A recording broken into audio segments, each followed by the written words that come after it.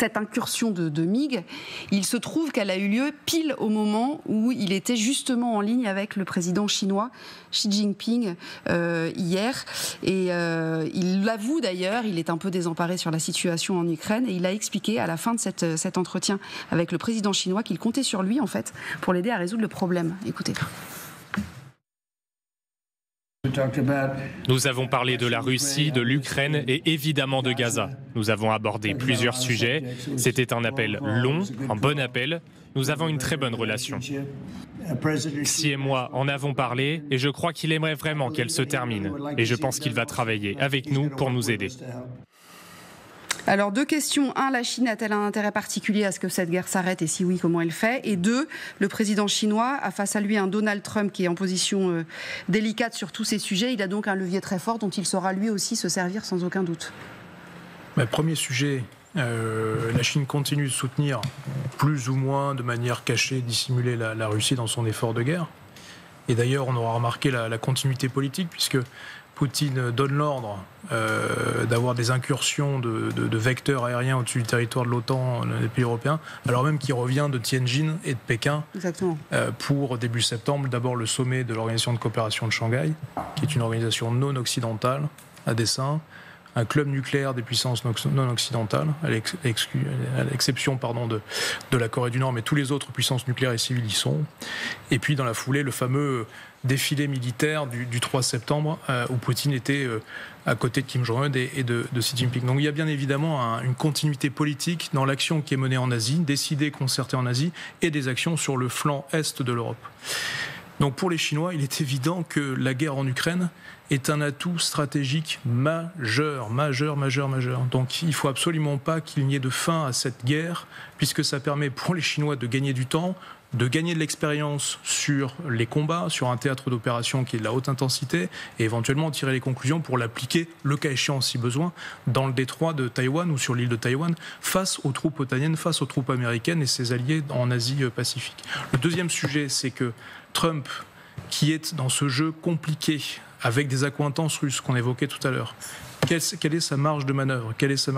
Donc, quid d'un deal entre Américains et Chinois. Probablement que les deux vont se rencontrer suite notamment à l'invitation de Xi Jinping, peut-être avant la fin de l'année, sur le territoire chinois à Pékin.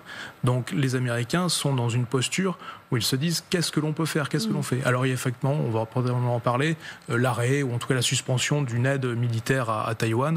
Mais pour l'instant, et je pense que c'est important de le rappeler, les garanties de sécurité américaines dans le détroit de Taïwan, notamment à l'endroit de Taïwan, ne sont pas neutralisées ni suspendues. Et ça, c'est important de le rappeler. Alors voilà, pourquoi on parle de Taïwan? Effectivement, parce que c'est les infos qui sont sorties ces dernières heures à ce sujet-là, dont certains disent, voilà, c'était l'un des leviers pour le président chinois. En tout cas, le président chinois a réussi à faire un peu plier Donald Trump sur ce sujet-là. Là, c'est par exemple le Washington Post qu'on vous a sorti. Il a réduit l'aide militaire à Taïwan pour donner des gages aussi aux Chinois. 400 millions de dollars, je crois, d'après ce que j'ai lu, il me semble. Oui, c'est ça, 400 millions de dollars qu'il annule. Alors qu'il annule, qu'il suspend, c'est pas encore tout à fait clair. Est-ce que, la question elle va être assez crue, mais est-ce qu'il serait capable, parce que tout ce qu'il veut Donald Trump évidemment c'est de pouvoir reprendre son business avec la Chine évidemment, de sacrifier Taïwan sur l'autel de ses affaires commerciales? Alors d'abord, 400 millions de dollars, c'est 4 avions de chasse. Ouais. Donc finalement, c'est pas énorme. C'était vraiment pour moi symbolique de montrer geste de bonne volonté envers la Chine. Donc ça permet après de dealer sur d'autres sujets. Deuxième partie avec votre question. TikTok aussi. Il y avait le sujet TikTok aussi. Voilà, TikTok effectivement, pareil. Ouais. Il y a eu un deal là, manifestement aussi, alors qu'on a quand même entendu une grande polémique pendant des mois. Maintenant, pour en revenir sur Taïwan, pour moi il est indéniable que Taïwan, tant que Taïwan aura une importance géostratégique, non pas par son positionnement forcément, mais déjà parce que c'est le maître d'œuvre de toutes les semi-conducteurs dont on a tous besoin pour toutes nos machines, quelles qu'elles soient, où ils sont leaders dans le monde. Tant que Taïwan aura finalement cette capacité d'influer sur la géoéconomie, cette fois-ci, Trump fera attention. Mais déjà, il y a une relocalisation de TMC en particulier, qui est le principal, oui, c'est TMC, la principale entreprise taïwanaise de fabrication de semi-conducteurs, qui est déjà relocalisée aux États-Unis pour assurer justement cette souveraineté au profit des Américains. Donc voilà, le jour où finalement le transfert, y compris des connaissances, parce que pour l'instant le principal est gardé toujours à Taïwan, la haute technologie est gardée. Néanmoins, le jour où ça arrivera, il faut s'attendre à ce que Taïwan soit lâché. Maintenant, dans combien de temps ? Est-ce que Trump sera encore aux affaires le jour où ce risque se présentera ? Dans 1 an et demi, est-ce qu'il aura encore la liberté de manœuvre dont on parlait tout à l'heure, finalement avec cette élection à les midterms, est-ce qu'il pourra encore faire ce qu'il veut ? Et bien de toute façon, dans 3 ans et demi, il est parti. Donc c'est des affaires qui prennent du temps. Donc l'intérêt de Xi Jinping aujourd'hui, c'est effectivement de lancer tous ces accords et ces deals le plus vite possible. Mais c'est un peu d'ailleurs peut-être que le principe pour d'autres d'ailleurs. Hein. Le but, c'est finalement de prendre cet avantage alors que Trump est encore relativement réceptif, que Trump a aussi, comme tu l'as dit tout à l'heure, des intérêts économiques peut-être personnels aussi. Donc on a des facteurs favorables et puis finalement... il n'a aucune morale, Trump. Le but, c'est de faire des affaires et que ça fonctionne. Et que si Xi Jinping l'a parfaitement compris, il fera comme Poutine, il lui donnera les éléments qui vont bien, on fait un deal, on fait des échanges, et finalement, tout va pour le mieux dans le meilleur des mondes. Ça donne un peu l'idée, en fait, que Donald Trump, dont il dit qu'il a été déçu par Vladimir Poutine, se fait, alors on est déçu par Poutine, mais il se fait aussi tordre le bras par le président chinois. Moi, en termes géopolitiques, je ne voudrais pas être dans la situation de Trump à l'heure actuelle. La capacité industrielle des États-Unis n'a jamais été aussi faible, je pense, dans l'histoire. Il se retrouve avec une espèce de, c'est pas une alliance, mais un partenariat entre 2 grandes puissances, la Russie et la Chine, qui menacent la sécurité des États-Unis. Trump, il est quand même un peu mal pris. Il y a des Européens qui, comme le général le disait tout à l'heure, ne sont pas prêts à faire la guerre. Donc, et puis surtout, ses intérêts personnels. Je pense qu'à mon avis, je parierais pas sur un abandon total de Taïwan, mais ça pourrait probablement arriver rapidement, comme vous le disiez tout à l'heure, parce que c'est dans l'intérêt direct de Trump, de Donald Trump, de le faire. Mais je ne suis pas certain que Xi Jinping a même besoin de lui tordre le bras. J'ai l'impression que c'est Donald Trump qui va vers Xi Jinping et qui semble être prêt à lui faire des concessions.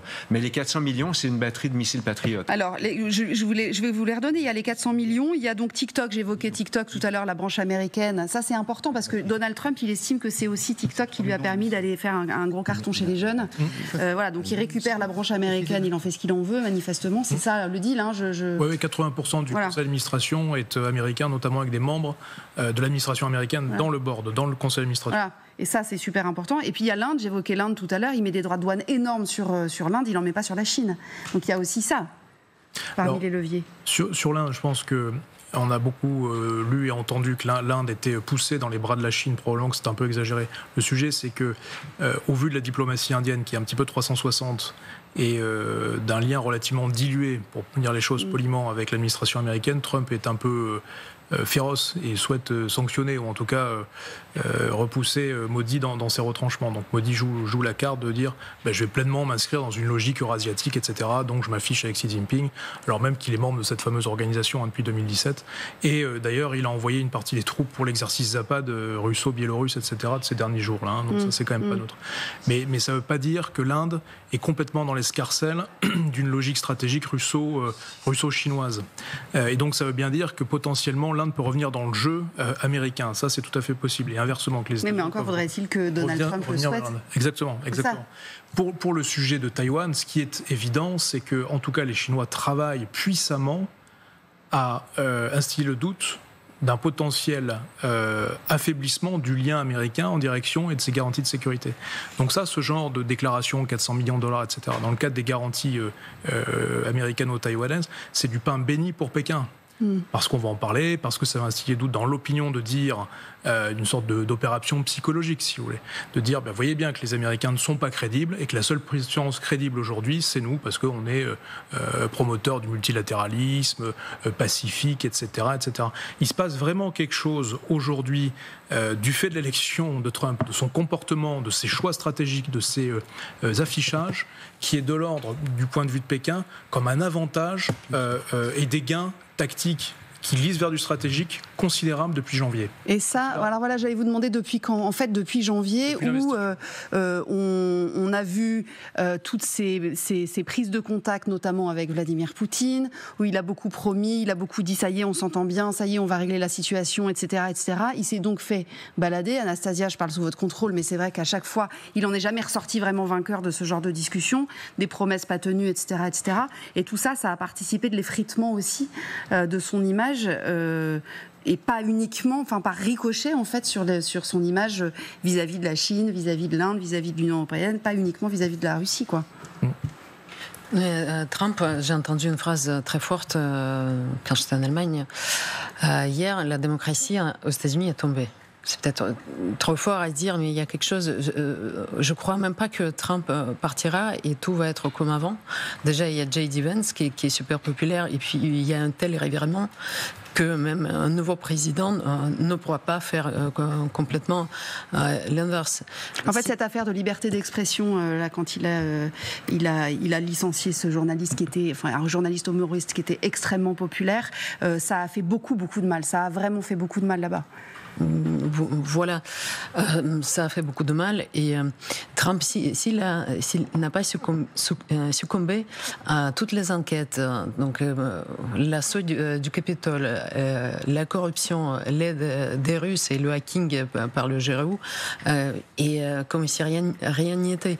Donc je pense qu'il faut s'habituer à vivre avec Trump, mais il y a du populisme. Donc vous vous souvenez aussi, il s'est affiché avec le leader nord-coréen, et ça n'a rien donné au final. Oui, ça c'était lors de son premier mandat, effectivement. Vous avez remarqué qu'il a aussi réglé un problème, un conflit entre l'Azerbaïdjan et l'Albanie? Non, Trump? Non, vous n'avez pas entendu? L'Azerbaïdjan. L'Arménie. Et l'Arménie. Et, non, mais il a dit et l'Albanie. Keir Starmer le regarde comme ça. Ah oui, quand il a fait Azerbaïdjan. L'Azerbaïdjan et l'Albanie. Et qu'un président américain puisse sortir un truc comme... Le pauvre premier ministre britannique était... Non, mais c'est pour ça que c'est intéressant, et on s'arrêtera là-dessus, mais que ce qu'on disait tout à l'heure, de dire, en fait, finalement, c'est sans doute la sécurité intérieure américaine qui peut éventuellement... Extérieure, c'est la sécurité des États-Unis et ça. de l'Occident au complet qui est menacé par ce personnage à la peau orange et qui est horrible. Juste un dernier mot, parce qu'on s'est éloigné un peu de Vladimir Poutine, mais le rapport de Vladimir Poutine à Xi Jinping, parce qu'effectivement, il y a eu pas mal de rencontres dernièrement, et on voit bien que le président chinois, il commence à venir sérieusement au centre du jeu, là. Là, je parle sous le contrôle d'Emmanuel, mais quand même, la Russie veut toujours plus de la Chine que la Chine est prête à accepter. Il y avait, je pense, même des sanctions des banques chinoises envers les Russes. C'était pas récemment, mais les Russes qui avaient des cartes bancaires chinoises, on les a avertis, et maintenant c'est fini. Et puis, il y a toujours la Russie, c'est un marronnier dans les médias qu'il y aura une alliance stratégique avec la Chine, et on en est toujours là. Donc Poutine, on dit en anglais maintenant hedge les risques, il essaie de jouer tous azimuts. Trump, Xi Jinping, mais il veut toujours trop. Et voilà, au final, c'est assez modéré. Donc, Pékin n'a toujours pas donné, par exemple, les prix avantageux pour le gaz et le pétrole et tous les gaz qu'il voulait construire. Poutine, ça n'a toujours pas abouti quand même. Un dernier mot là-dessus, c'est bon? Oui, rapidement, la posture de Poutine en Europe et plus généralement dans le monde est très utile à Xi Jinping. Et inversement, il renvoie l'ascenseur ponctuellement, partiellement, Xi Jinping en direction de Poutine, pour continuer d'œuvrer en fait dans l'action de Poutine. Donc les deux se nourrissent, mais il y a une asymétrie qui est à l'avantage significatif de la Chine. Qui a évidemment intérêt à ce que cette guerre continue, en tout cas pour le moment.